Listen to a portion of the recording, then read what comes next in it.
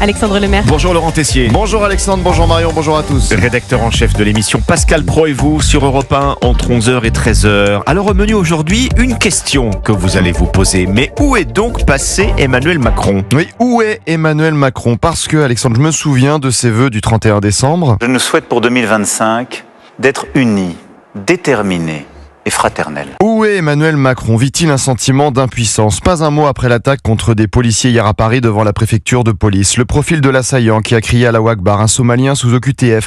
Obligation de quitter le territoire français depuis 2023. Encore la même histoire. Un profil dangereux signalé et rien ne se passe. Où est Emmanuel Macron ? Vit-il un sentiment d'impuissance après les chiffres sur l'immigration ? 336 700 premiers titres de séjour délivrés l'an dernier. Du jamais vu depuis 1945. On parle d'immigration légale là, contre 21 600 expulsions de clandestins. Il disait quoi déjà, François Bayrou ? Dès l'instant que vous avez le sentiment d'une submersion, de ne plus reconnaître votre pays. Sentiment partagé par 65% des Français. Je le rappelle, selon notre sondage CSA pour CNews, Europe 1 et le JDD.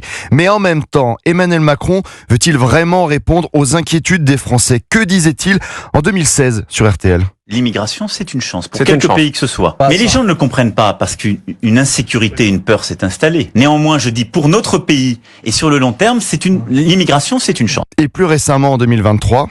Il y a un problème d'immigration. Je ne crois pas pour autant qu'on soit dépassé par l'immigration. 336 700 premiers titres de séjour délivrés l'an dernier, je le rappelle. En gros, pour schématiser, c'est le nombre d'habitants de la ville de Nantes, toute une ville qui se rajouterait chaque année. Emmanuel Macron se cache-t-il parce qu'il vit un sentiment d'impuissance s'il écoute le ministre de la Justice, Gérald Darmanin, hier sur France 5 ? Quelqu'un qui demande l'asile en France, 70% des gens qui demandent l'asile ont dit non. Mais on dit non au bout de 2 ans et demi. Entre-temps, il a fait un gamin, entre-temps, il s'est peut-être marié, entre-temps, peut-être qu'il a travaillé dans le restaurant où on va manger, et il va donc demander une régularisation, non plus au titre de l'asile, mais au fait qu'il a une vie privée familiale en France. Personne n'est bon dans cette histoire. Et pendant ce temps-là, Jean-Luc Mélenchon poursuit son discours, son grand projet. Nous sommes voués à être une nation créole et tant mieux. Où est Emmanuel Macron ? Vit-il un sentiment d'impuissance face à l'Algérie alors que le pays se fait marcher dessus par des influenceurs algériens qui font des allers-retours en avion ? Le chef de l'État a tenté plusieurs méthodes. Tiens, en 2017, alors candidat à l'élection présidentielle. La colonisation fait partie de l'histoire française. C'est un crime contre l'humanité, c'est une vraie barbarie.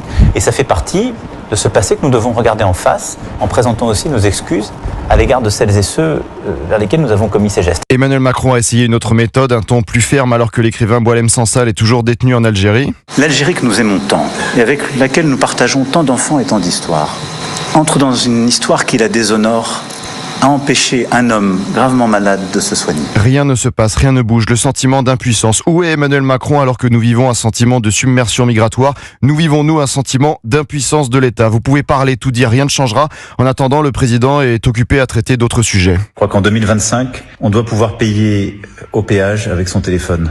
Et on va collectivement régler ça. Merci pour l'alerte. La France a des vacances plus longues que dans beaucoup de pays. Et donc, la question qu'on peut se poser pour nos enfants, c'est de savoir s'il ne faut pas un peu revoir les vacances. Mais nous protéger, c'est pour quand ? Nous attendons, Monsieur le Président.